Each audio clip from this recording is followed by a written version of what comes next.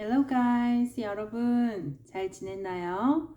오늘은 여름에 이제 초복이라고 불리는 날이에요. 다들 맛있는 거 먹었나요?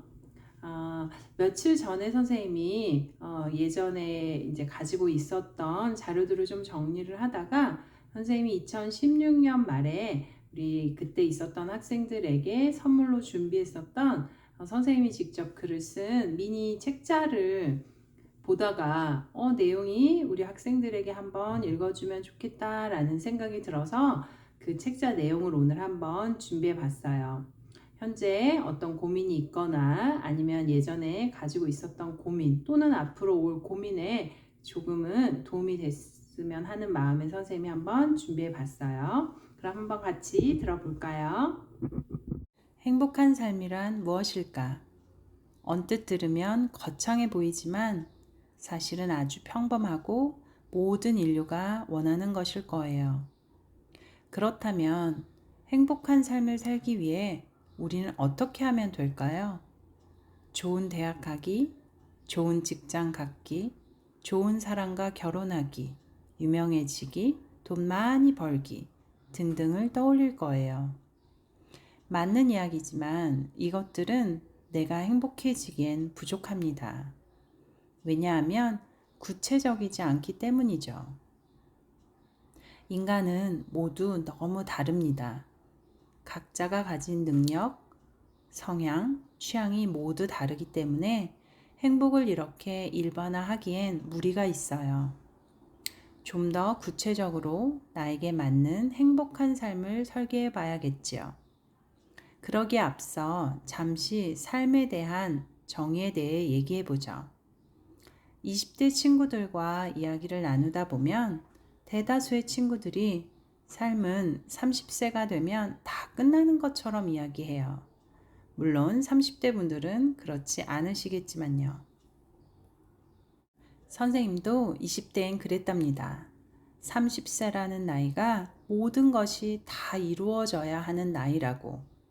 하지만 지금 돌이켜보면 그 나이 또한 너무나도 어리고 미성숙한 나이였답니다. 아마도 지금 선생님의 나이도 시간이 흐른 뒤에 다시 보면 또 어린 나이겠지요. 삶을 어떻게 정의해야 할지 고민해 봤어요. 수세기에 걸쳐 많은 현인들이 다양하게 삶을 표현했지만 그 중에서도 선생님은 삶은 긴 여행이라고 생각해요. 죽음을 맞이할 때가 바로 여행의 끝이 아닐까 싶어요. 그렇다면 여러분들은 아직 반은커녕 3분의 1도 채 오지 않았어요. 요즘 한국 사람들이 많이들 안정적인 직업이라고 하는 것들에 대해 선생님은 너무 단편적으로 평가되었다고 생각해요.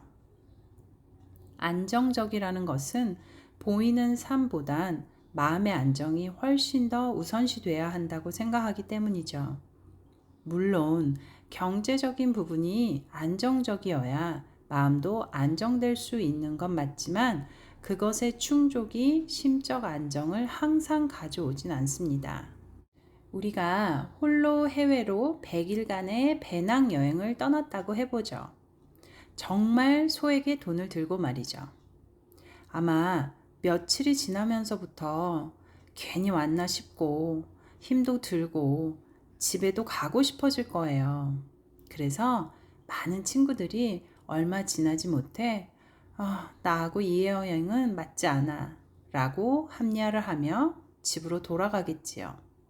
반면 1개월 이상을 잘 버틴 친구들은 조금씩 적응하고 여행의 요령까지 터득하여 어느 순간부턴 그 여행 자체를 즐기게 되죠.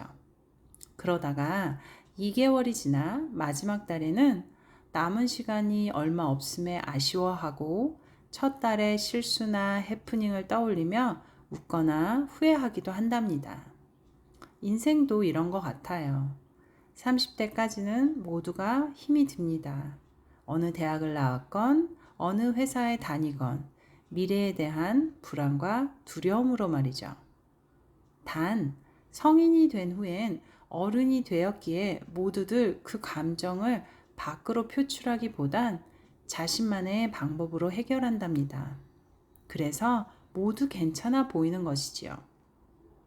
하지만 사실은 그렇지 않습니다.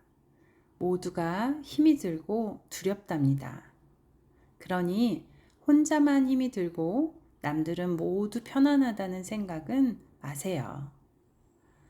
각자의 고민 내용이 다를 뿐이지 느끼는 불안의 정도는 비슷하다고 생각합니다. 자, 이제 여기서부터가 중요합니다. 모두가 그런 힘듦을 느낀다면 도대체 어떤 사람들이 행복이나 만족감을 느끼며 살아가는 걸까요? 여행의 얘기를 다시 해보죠. 여행의 첫 달을 잘 버틴 친구들의 공통점을 보면 자기가 한 실수를 다시 하지 않기 위해 항상 메모하고 정신을 바짝 차려 똑같은 실수를 다시 하지 않기 위해 노력합니다. 또한 자신의 성향과 가야 할 곳을 정확히 알아 그에 맞는 여정표를 미리 작성하고 따른답니다. 그러다 보면 처음엔 힘이 들었던 이 모든 것들이 어느샌가 몸에 배어 훨씬 더 편안한 마음으로 여유 있게 여행을 즐기게 되죠. 인생도 마찬가지예요. 20대, 30대엔 모두가 실수하고 아프고 실패를 경험하죠.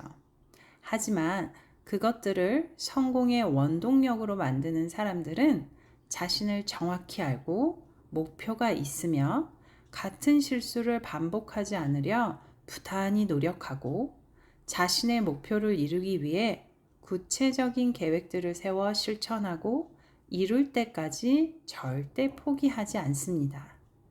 절대 얼마나 똑똑하고 얼마나 가졌느냐가 아닙니다. 이렇게 20대, 30대를 보낸 이들은 직업의 종류나 가진 정도와 상관없이 자신의 삶에 만족감을 느끼며 남들 눈에 안정적으로 보이게 됩니다.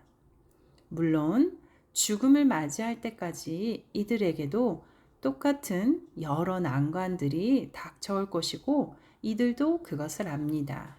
하지만 어떤 난관이든지 겁내지 않고 자신이 헤쳐나갈 수 있다고 믿고 끝까지 헤쳐나가기 때문에 남들에게는 그들이 항상 평온하게만 보인답니다. 이미 그들은 삶을 사는 것이 아니라 삶 자체를 즐기고 있는 것이죠.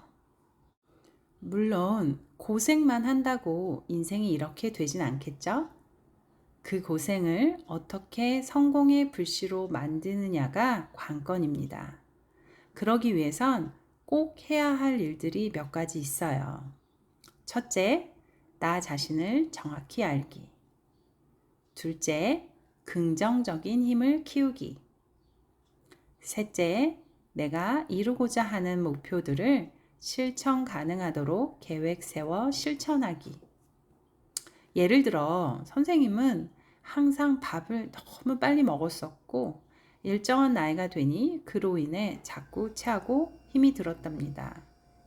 그것을 고치기 위해 숟가락을 티스푼으로 바꾸고 씹는 횟수를 세는 습관이 생겼답니다.